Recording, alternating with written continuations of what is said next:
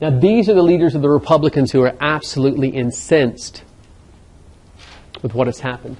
Thaddeus Stevens and Charles Sumner. Charles Sumner was the one who had been beaten on the floor of the Senate before the war. Both radical, guess why they're called radicals? You know what makes them radical? They believe in African American equality. They believe that the United States government ought to see to the equality of African Americans.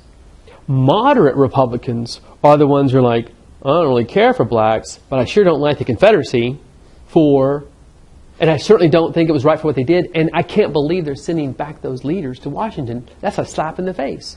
So radicals and moderates together work to stop. I mean, there's just anger beginning to emerge. It's a real failure politically what's about to happen. Now, the radicals and the moderates get together and they refuse to seat Southern reps, and they do a series of things to advance their interests. Number one, the first thing is this Freedmen's Bureau. Do y'all see that as an ID? It's like the Bureau of Investigation. A bureau is like an agency, right?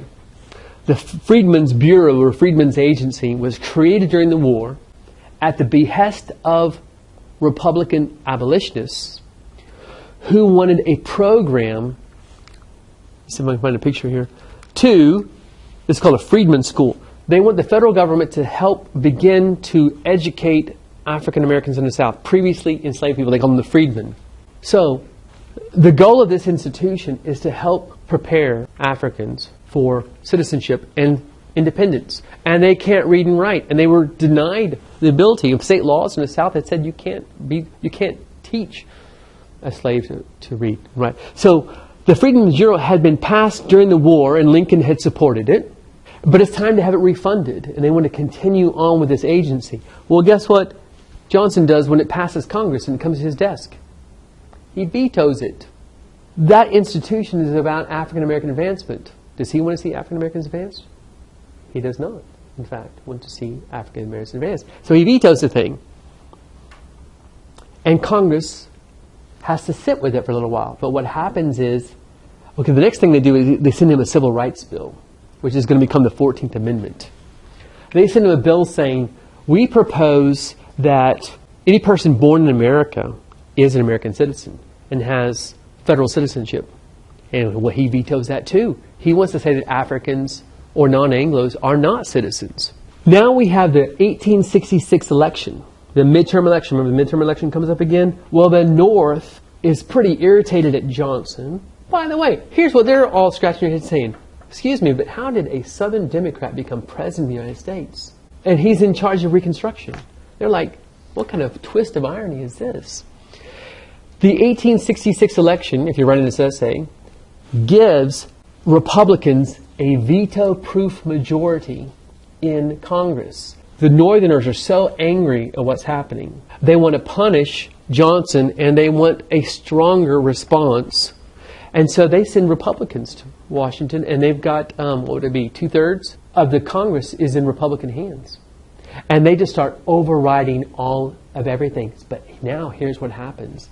After the 1866 election in November, so now we have Congress now fighting to be the ones to determine Reconstruction. They want to take over Reconstruction and set the terms under which the South will come back in. And this leads to a huge constitutional fight between the President and Congress. All right, your first idea here is an amendment to the Constitution. They want to make a new amendment. They take the Civil Rights Bill and they make it into an amendment. We want this to be federally binding for all times as part of the U.S. Constitution. All persons born or naturalized in the U.S. are citizens of the United States and the state wherein which they reside. We have dual citizenship. I don't know if you know that or not. We have Tennessee citizenship, but we also have United States of America citizenship. And if a state goes after us, they're not allowed to, because that's what the next section says. No state shall make or enforce any laws which shall abridge the rights of a citizen, not of the state where they live, but of a citizen of the United States. Nor shall any state deprive any person of life, liberty, or property without due process, nor to deny to any person within its jurisdiction the equal protection of the laws. What this is about is the black codes. It doesn't like the black codes. It's saying African Americans in the South are all citizens of the United States. And those black codes are these laws that are depriving them of their liberty and their property without them having been accused of a legitimate crime in which they lose their property. So that's what that fight's about. It's to go after the black codes. And then the section 3 or 4 now says, it says people who had given aid to the Confederacy, people who had held positions of authority in the Confederate government, they cannot be representatives of their states in Congress unless 2/3 of Congress votes to recognize their legitimacy. Do you see what they're doing? They're telling the president pardoned those people. Georgia sent Stevens back, and they're saying, it's going to take a 2/3 vote by Congress before Congress allows it. So this is Congress really asserting its control here. Also, it calls for the repudiation of the Confederate debt. That is, the Confederate debt will not be paid off. It's not allowed to be paid off. Section 5 says that Congress can pass any enforcement law it needs to make this happen. Now, the South is now angry at these policies, and they thumb their nose. And now what happens is the Ku Klux Klan emerges. The Ku Klux Klan is going to be a militia movement in the South. It's going to be Southerners who want the black codes, feel that they can have their own governments down here and decide if the president's pardoned them, then Congress needs to accept our representatives. And they start burning freedmen's schools, attacking federal agents in the South. By the way, in that 1866 congressional elections, you know what the Democrats end up doing? They begin to play the race card for the first time that we've seen. Maybe the first time. Probably the 64 election was the first time the race card was applied. Democrats are saying to American white men, don't vote for the Republicans because they're going to advance and they're going to have the federal government protecting African Americans. And they want to begin to say that Africans are these lazy people that the federal government's going to take care of, and you strong, you white men are going to be working your lives away, and the Freedmen's Bureau is this thing that's going to let these guys sit around and get paid to do nothing.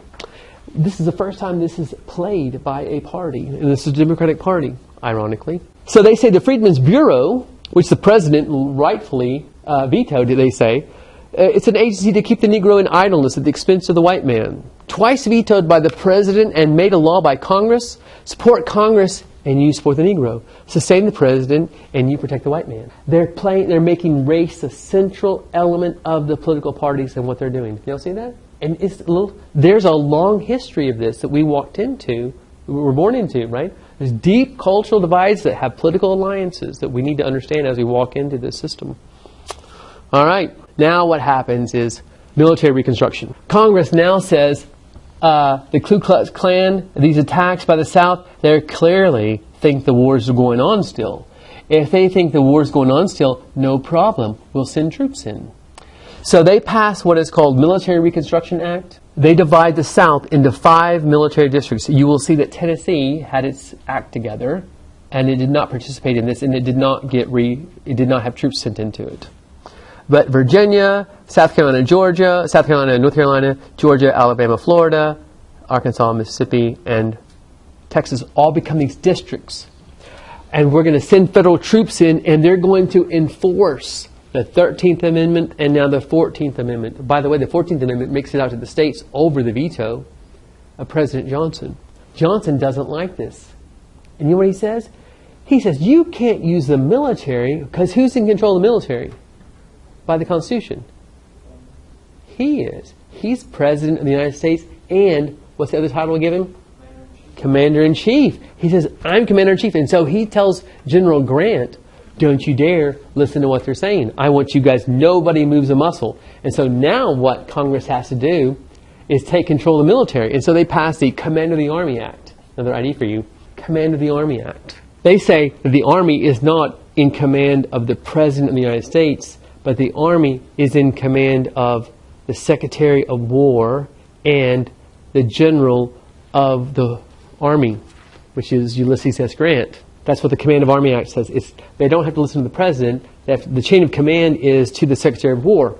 So Johnson says, fine, I'll fire the Secretary of War and name a new cabinet appointment. So Congress goes, darn, think about that. So Congress says, aha, We'll pass a Tenure of Office Act, which says you cannot fire a cabinet member who's been affirmed by the Senate. Right? They say all these people were affirmed by the Senate. They couldn't become installed in their position without Senate approval.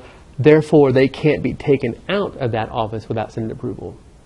We no longer have that ability. Presidents can get rid of whoever he wants to in his cabinet. But at this moment, Congress needs him not to get rid of it. Why do they want to preserve Secretary of War Staunton? He's on their side. Lincoln had appointed him, right? And so Johnson's about to pull in his own. Somebody who agrees with him. So you know what Johnson does?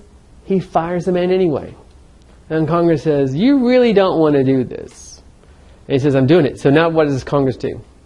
Famously, they introduce articles of impeachment against the President of the United States. In the Constitution, it says that a president can be removed from office after having been elected if he commits, so far high crimes or misdemeanors. And what they decide is President Johnson has committed a high crime. He has denied he's broken the Tenure of Office Act. It's really a tug of war between the two branches of government, the executive government. This is Johnson receiving a letter from House of Representatives, actually from the Senate, saying, you need to show up, sir, at your impeachment trial. Here's how it works. House of Representatives is a grand jury. A committee brings forward articles of impeachment against the president. If the House of Representatives say, yeah, it looks like there's good evidence here that the president broke the law, then it gets kicked up to the Senate, and the Senate becomes the trial. Here's the picture of the trial that goes place. The Senate becomes a jury. Then we bring in another, and the prosecutors are from the House of Representatives. They bring the evidence against the president. House of Representatives, prosecution, Senate, jury. We need a judge, no problem. We've got some judges around Supreme Court. The Supreme Court Chief Justice becomes the presiding judge. The other 8 Supreme Court justices enter into the jury. And Mr. Johnson here has a right to a defense. Comes down to one vote without him being removed from office. We are thankful that we didn't remove him from office because it would have been a terrible precedent for Congress to have won a midterm election, to pass a law that the president then will not uphold, and then bring him out of office. That's just not enough authority for the executive branch. That was that little sweet spot we were trying to get between a Congress that is reflective of the people's passions and feelings versus the authority of a consistent government. So we came within one vote of removing him from office. That is March 1868 to May. So he gets to stay in office, but they're thinking, why remove him from office when he's up for re-election in 4 months? So Johnson goes home to Tennessee, basically, and they have an election of 1868. Who wins that? Thank you.